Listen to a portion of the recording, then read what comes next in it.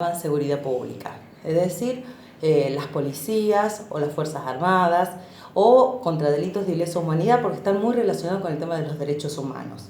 ¿La ley de educación también?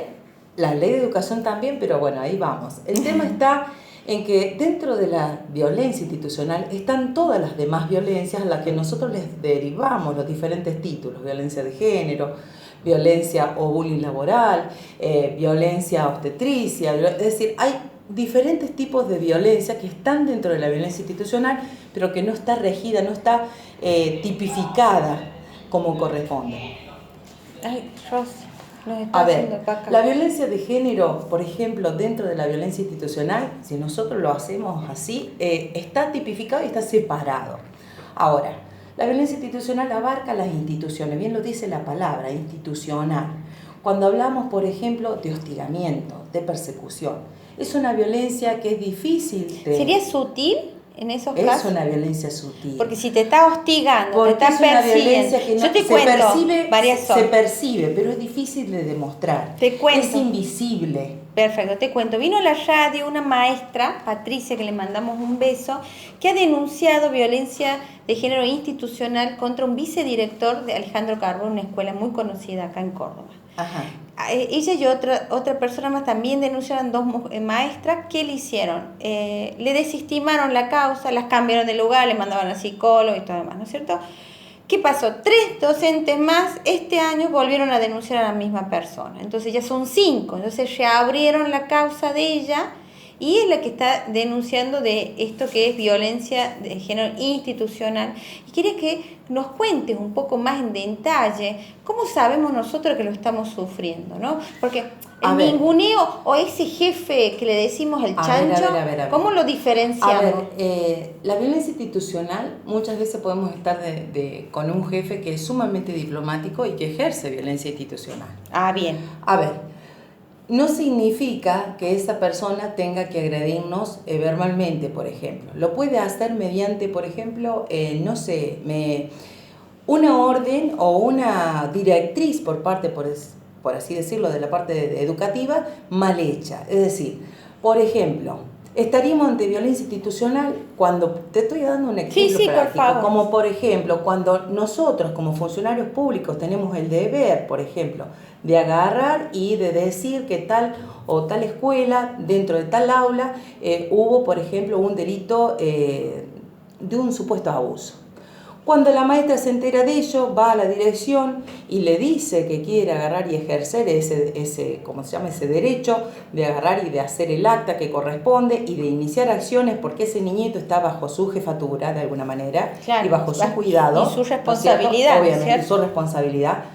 Pero la directora, por ejemplo, para no querer tener problemas mayores, para no tener que ser inmiscuida la escuela muchas veces en ese tipo de problemáticas, le dice: vos no te metas, si vos realmente no estás segura, no hagas nada, y de alguna manera ponen parates, y a esa persona la deja de alguna manera al descubierto, porque no ampara tampoco, no tiene en cuenta que ella también es responsable de alguna manera de ese tipo de delito.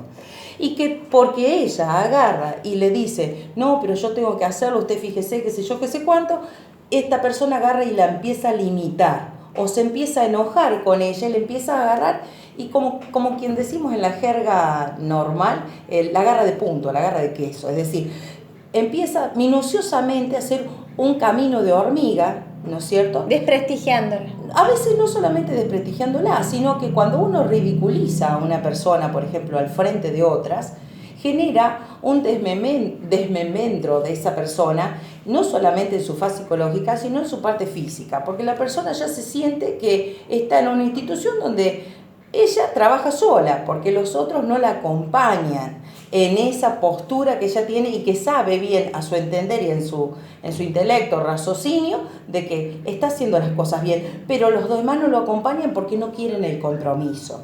Entonces esa persona empieza a tener esa sazón de que ¿qué hago acá adentro? ¿Cuál es realmente mi función? Si no puedo ejercerla como corresponde. Es decir, me ponen a mí con esta situación, pero no me dejan que yo resuelva. Claro. Entonces, es funcionario público para algunas cosas y para otras no lo es tanto. Entonces, es difícil cuando hay dicotomías. Por lo general la violencia institucional se da muchas veces en una estructura de poder, donde uno de más arriba ejerce la presión del más abajo. Es muy raro que se dé entre pares. Por ejemplo, en las direcciones... ¿Esa es la diferencia con violencia laboral?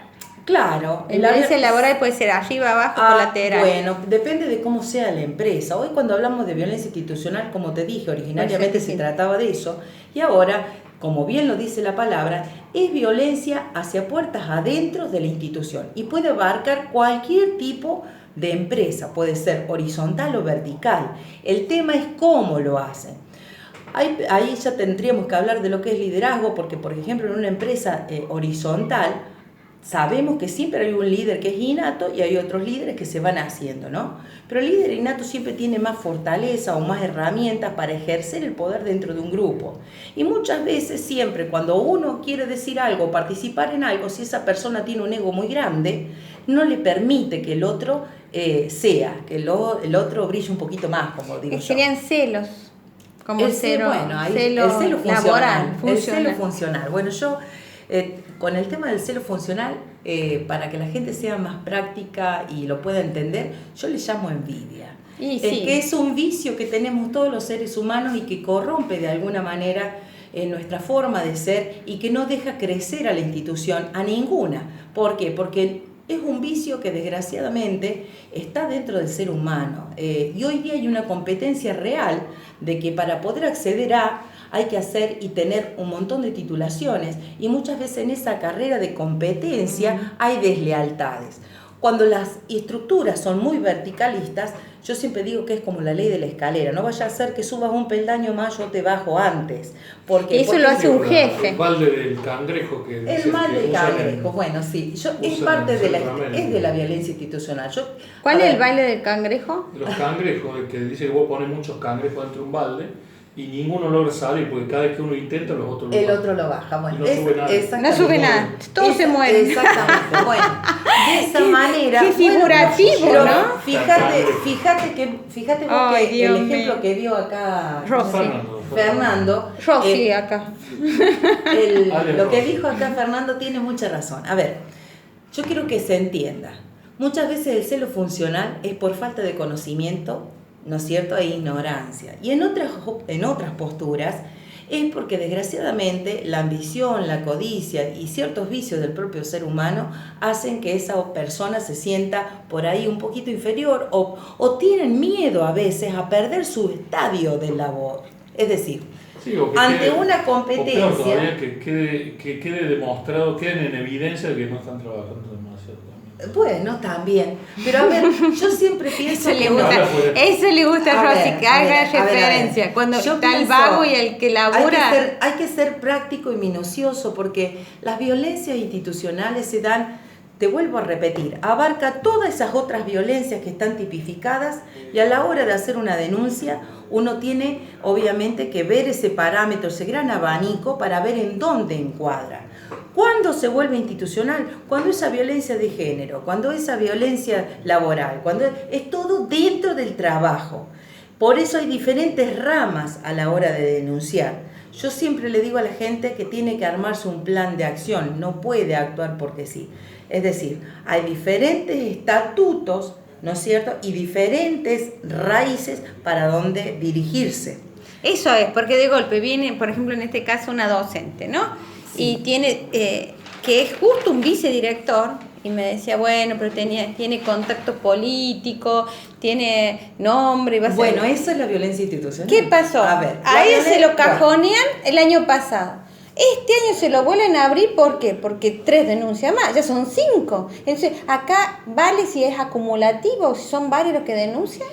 A ver, ¿tenemos que esperar que sean varias? No, cada denuncia tiene un momento dado, fue un hecho aparte y se tiene que juzgar aparte, porque yo siempre digo que cada caso es totalmente particular y totalmente diferente a los otros. Habría que analizar a fondo cómo viene la mano, qué documentación tiene como para acreditar tal o cual cosa. Es decir, no es fácil de demostrar. Yo siempre digo que la violencia institucional, ¿no?, es como el calor. No lo podemos tocar, pero lo sentimos. porque es invisible, es transversal, quiebra todas las estructuras y atraviesa todas las estructuras, porque muchas veces ahí viene lo que es el clientelismo político, lo que es el compromiso real y lo que es el miedo muchas veces a diligenciar ciertas cuestiones porque me ponen a mí en apuro. Te vuelvo a repetir, un caso tonto, que una maestra agarre, vaya y le diga a la dirección, mire, está pasando esto y esto en la escuela, y ¿por qué no lo informamos a la dirección de inspección? No, porque en mi escuela no puede haber problema, porque puedo llegar a tener alguna denuncia. El miedo, la violencia institucional está tan arraigada en todas las instituciones que cada persona que tiene un problema dentro de su trabajo hoy día tiene miedo a actuar o a hacer diferentes tipos de acciones. Y usted sabe no se lo prepara para tal fin. Si no denuncian son responsables. Exactamente. Penalmente, como la maestra que supo que bueno, la niña estaba siendo abusada porque se la contó y no hicieron nada. Mi finalidad cuando vos me agarraste y me propusiste para hablar en esta radio es decir lo siguiente. Necesitamos más conocimiento. Las personas están cohibidas cuando no conocen el derecho. Están restringidas cuando no conocen las leyes que las amparan. Están sumamente sometidas cuando no conocen los organigramas, sus leyes orgánicas, sus estatutos. Es decir, uno tiene que conocer el derecho para poder defenderse y acumular pruebas. Las pruebas muchas veces, por ejemplo, para una docente, para eso tienen el libro de actas. Yo siempre digo que todo lo que vos dejás documentado, de alguna manera acredita tus acciones. Si después los demás no hacen, es problema de ellos. Vos ya le tirás la responsabilidad a otro, pero vos documentate. A ver, te repito, la violencia institucional originalmente venía de parte, supuestamente, lo tomaron los derechos humanos por delitos de lesa humanidad, por persecución. Una pregunta clave. ¿Esto está reglamentado? ¿Se puede hacer un procedimiento determinado por violencia institucional o tenemos que ir por otros canales como generales? La violencia institucional, te vuelvo a repetir, es muy genérica. Pero está la ley de violencia género institucional, pero la reglamentación no sé, que creo que no está. No. Entonces, ¿qué pasa? Está. El letramuerte. No hay tipificación. Al no haber una reglamentación no nos dice cómo tenemos que aplicar la ley. Nos pero dice lo podemos hacer. Pero ¿por qué canales? Ese es el tema. Habría que ver cada situación en particular y, por ejemplo, si la gravosidad viene directamente con una estructura de poder y es hacia la mujer, le cabe la violencia de género, ¿no es cierto? Habría que ver en qué estados. ¿Por qué? Porque una cosa es que tengamos una persecución o un hostigamiento, ¿no es cierto? Que ahí vendría a ser lo que es violencia psicológica también. Claro, y el hecho de que sean solo mujeres que denuncian, ¿no hay un indicio que es violencia de género? Sí, son todas mujeres. Porque son todas mujeres, son 5 mujeres que han denunciado al vicedirector. Pero no, el tema es que yo quiero que se entienda una cosa. Al ser cada hecho independiente no y se algo acumula. particular, ¿No se acumula? No se acumula. Cada hecho es defendible, pero en forma particular. No hacen como varios hechos una sola causa. No, porque habría que ver, a no ser que sea un concurso de causa de la misma especie. Bien. Por ejemplo, en este caso, el maltrato que ella decía, que nos contaba acá en la radio, aparte de gritos y que le hacía sentir mal, porque hasta eso es sutil, como vos dijiste, es como el calor, se lo siente, pero es decir, sabemos que tenemos calor, pero no sabemos cómo describirlo. Yo la escuchaba y yo decía, bueno, pero golpeó la puerta, te golpeó la mesa. A veces no te tienen que golpear la puerta, ni te tienen que gritar, ni dar un portazo para hacer violencia institucional. Con el solo hecho de que en un grupo de trabajo, cuando hay 4 o 5 y cada uno da su perspectiva de trabajo, de cómo llevar adelante un trabajo, y que uno de ellos, a uno que diga algo diferente, le diga, vos callate que no sabés, ya eso es violencia institucional. Y lo tenés que grabar entonces. ¿Quién me denuncia al jefe, no? Y ahí te quedas sin trabajo. Habría que empezar a grabar. Aunque ustedes no crean, yo conozco casos que las grabaciones han tenido mucho que ver en las denuncias, ¿sí? Han tenido relevancia. Empezar a grabar. Y sí, filmar y usar filmar y grabar. las técnicas que Sí, usan. si bien no está muy bien eso legalmente, pero lo Son toman como indicios, referencia. se llaman indicios. A ver, otra cosa de violencia institucional. Por ejemplo, cuando se habla de silencios administrativos, Ay, bien. ha pasado. Silencios administrativos. Silencio administrativo. Contale un poquito eso. Bueno, el silencio administrativo es cuando vos inicias una acción, ¿no es cierto?, una nota dentro de la administración y no te contesta. Y otra cosa es cuando te envían algo por WhatsApp y vos no le contestás. El silencio administrativo, y me dice, hay gente que dice, ¿hay un silencio administrativo cuando vos envías por WhatsApp? Reglamentado legalmente no. No, pero te clavó el he visto y no te contesta. Pero mientras tanto, informalmente, de alguna manera, te está dando la pauta de que vos no le importás. Entonces yo siempre digo, vuelvo a repetir, lo documental. Vos querés que algo se sepa, documentate. ¿Querés que algo la directora tome posicionamiento y haga alguna acción sobre ese tema? Insta una acción, una nota administrativa y la envías por medio de inspección, por medio de entrada. Para eso tenemos el SUAC de gobierno, directamente al Ministerio de Educación. Hay canales que son administrativos. Vos, una vez que agotás la vía administrativa, vos podés llegar a un contencioso administrativo, pero no lo vas a poder hacer nunca si no conoces. Una pregunta, ¿y qué va a pasar con un hábito que hay en la administración pública? Y justo ahora estamos en un momento de cambio de gobiernos nacionales, provinciales y municipales, que bueno, es una costumbre.